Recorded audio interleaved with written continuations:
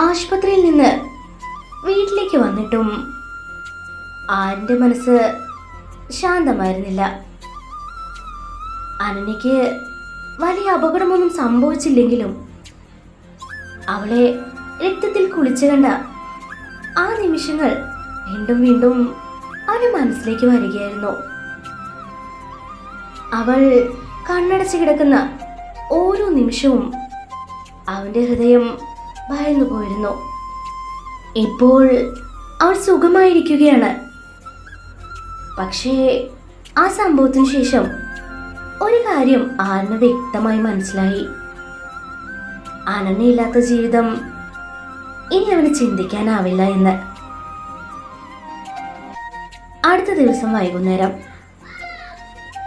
Office കഴിഞ്ഞ ശേഷം ആര്യൻ അനന്യയെ തന്റെ കാറിൽ കൂട്ടിക്കൊണ്ടുപോയി. എവിടേക്കാ പോകുന്നേ? അനന്യ ചോദിച്ചു. ഒരു സ്ഥലത്തേക്ക്. ഇപ്പൊ പോലും എല്ലാ രഹസ്യമാണോ? ആര്യൻ ചെറുതായി ചിരിച്ചു. ഇന്ന് കുറച്ച് കാര്യങ്ങൾ നിന്നോട് പറയാനുണ്ട്. അവന്റെ ശബ്ദത്തിലെ ഗൗരവം കേട്ടപ്പോൾ അനന്യ പിന്നെ ശാന്തമായി. കുറച്ച് സമയം കഴിഞ്ഞ് കാർ നഗരത്തിൽ നിന്ന് മാറി ഒരു ശാന്തമായ സ്ഥലത്ത് നിർത്തി. അത് കടൽ തീരത്തിനരികിലുള്ള ചെറിയൊരു വീടായിരുന്നു. അനന്യ ചുറ്റും നോക്കി.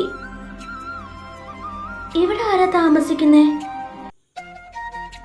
ആര്യൻ പതുക്കെ പറഞ്ഞു. ഞാൻ. അവൾ അത്ഭുതപ്പെട്ടു. സാർ, നിങ്ങൾ എവിടെയാണോ താമസിക്കുന്നത്? ഓഫീസിനടുത്തുള്ള വീട് എല്ലാവർക്കും അറിയാം. പക്ഷേ ഞാൻ എൻ്റെ മനസ്സ് ശാന്താക്കാൻ ഇവിടെയാണ് വരാറുള്ളത്. അവൻ വാതിൽ തുറന്ന് അകത്തേക്ക് നടന്നു. അനന്യയും പിന്നാലെ ചെന്നു. ആ വീട് വളരെ ലളിതമായിരുന്നു. അവിടെ അനാവശ്യ ആഡംബരങ്ങളൊന്നും തന്നെ ഉണ്ടായിരുന്നില്ല.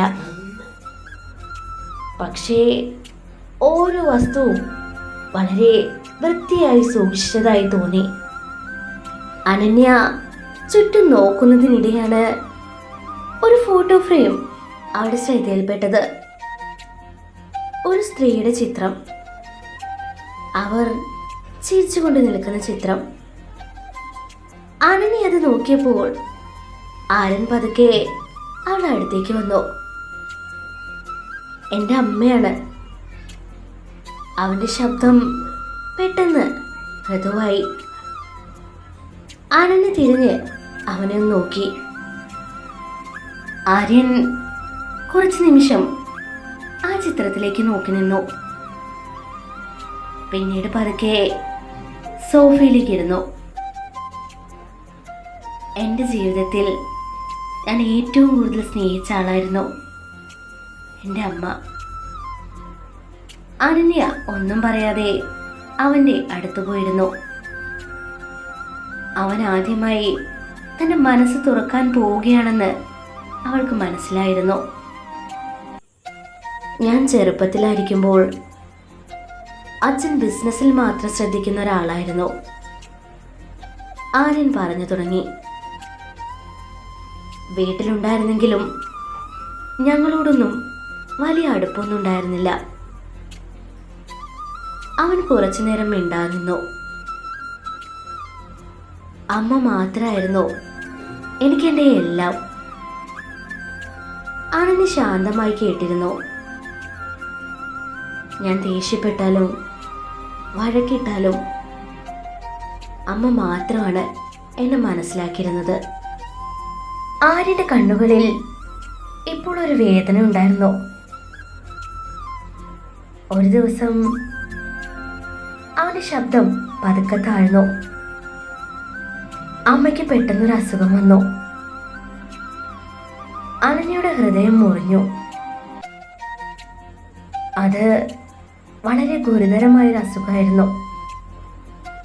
ഞാനന്ന് കോളേജിൽ പഠിക്കുകയായിരുന്നു. ആര്യൻ തല താഴ്ത്തി. അമ്മയെ രക്ഷിക്കാൻ ഞാൻ എന്നെ കൊണ്ട് പറ്റുന്ന രീതിയിൽ ശ്രമിച്ചു, പക്ഷേ കഴിഞ്ഞില്ല. അവന്റെ കണ്ണുകൾ നിറഞ്ഞൊഴുകി. അമ്മ പോയ ദിവസമാണ് ഞാൻ ജീവിതത്തിൽ ആദ്യമായി തകർന്നത്. അനന്യയുടെ കണ്ണുകളും പതുക്കെ നിറഞ്ഞു. ആര്യൻ ഒരു ദീർഘശ്വാസം വിട്ടു. അതിനുശേഷമാണ് ഞാൻ ആരോടും അധികം അടുക്കാൻ ശ്രമിച്ചിട്ടില്ല. എന്തുകൊണ്ട്? അന്യ പതുക്കെ ചോദിച്ചു. അവൻ അവളെ ഒന്ന് നോക്കി. കാരണം നമ്മൾ ഏറ്റവും കൂടുതൽ സ്നേഹിക്കുന്ന ആളുകളെയാണ് ജീവിതം നമ്മളിൽ നിന്ന് എടുത്തുകൊണ്ട് പോകുന്നത് എന്നൊരു പേടി എനിക്കുണ്ടായി തുടങ്ങി. ആ വാക്കുകൾ കേട്ടപ്പോൾ അനന്യയുടെ ഹൃദയം വേദനിച്ചു. ഇത്രയും നാളായി ആരിൻ്റെ ഉള്ളിൽ എത്ര വലിയ മുറിവാണ് ഉണ്ടായിരുന്നതെന്ന് ഇപ്പോഴാണ് അവൾക്ക് മനസ്സിലായത്. അതിനുശേഷം ഞാൻ മുഴുവൻ ജോലിയിലേക്ക് മാത്രം ശ്രദ്ധിച്ചു. ആര്യൻ തുടർന്നു. എല്ലാവരോടും അകലം പാലിച്ചു. ആരും എൻ്റെ ജീവിതത്തിലേക്ക് കടന്നു വരാതിരിക്കാൻ ഞാൻ തന്നെ മതിൽ കെട്ടി. അവൻ ചെറുതായി ഒന്ന് ചിരിച്ചു. ഓഫീസിൽ എല്ലാവർക്കും ഞാൻ ദേഷ്യക്കാരനായി തോന്നിയത് അതുകൊണ്ടാണ്. അനന്യ പതുക്കെ അവന്റെ കയ്യിൽ കൈവച്ചു. പക്ഷേ ആ മതിൽ ഞാൻ പൊളിച്ചില്ലേ? ആര്യൻ അവളെ ഒന്ന് നോക്കി. ആ നോട്ടത്തിൽ മുഴുവൻ സ്നേഹമുണ്ടായിരുന്നു. അതെ. അവൻ അവളുടെ കൈ മുറുകെ പിടിച്ചു. നീ എൻ്റെ ജീവിതത്തിലേക്ക് വന്നതിന് ശേഷം എല്ലാം മാറി. അനന്യയുടെ കണ്ണുകൾ നിറഞ്ഞു. ആദ്യം നിന്നെ ഞാൻ വെറും ഒരു ജീവനക്കാരിയായി മാത്രമായാണ് കണ്ടത്. പിന്നീട് നിന്റെ ചിരി എൻ്റെ ദിവസത്തിന്റെ ഭാഗമായി പോയി. അവൻ ചെറുതായി ചിരിച്ചു. നീ ഇല്ലാത്ത ഓഫീസ് ഇപ്പോൾ എനിക്ക് ശൂന്യമായി തോന്നും. അനന്യയുടെ ഹൃദയം സ്നേഹം കൊണ്ട് നിറഞ്ഞു. ആര്യൻ പതുക്കെ അവളെ അടുത്തേക്ക് നീങ്ങി. ആശുപത്രിയിൽ നീ അങ്ങനെ കിടക്കുന്നത് കണ്ടപ്പോൾ ഞാൻ ശരിക്കും പേടിച്ചുപോയി അനന്യ.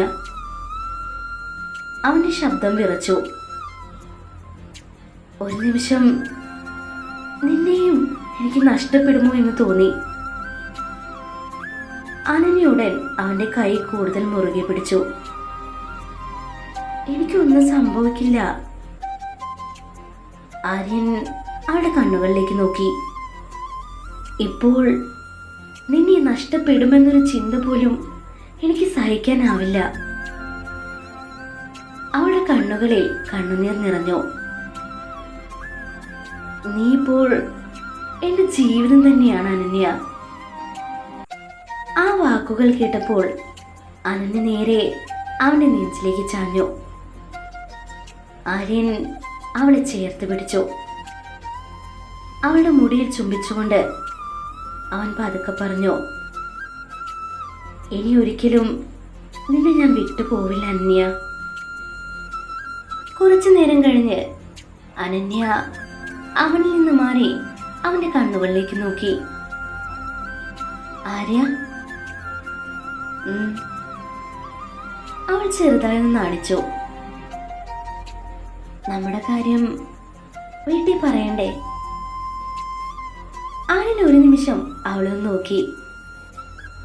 പിന്നീട് അവന്റെ മുഖത്ത് വലിയൊരു ചിരി വിരിഞ്ഞു. അതെന്തിനാ?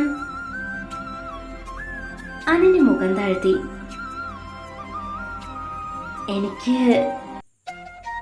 എനിക്ക് നിങ്ങളെ വിവാഹം കഴിക്കണം.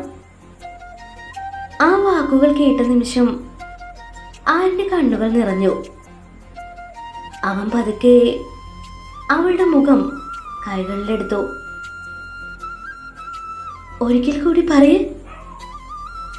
അനന്യ നാണിച്ചുകൊണ്ട് ചിരിച്ചു. ഇല്ല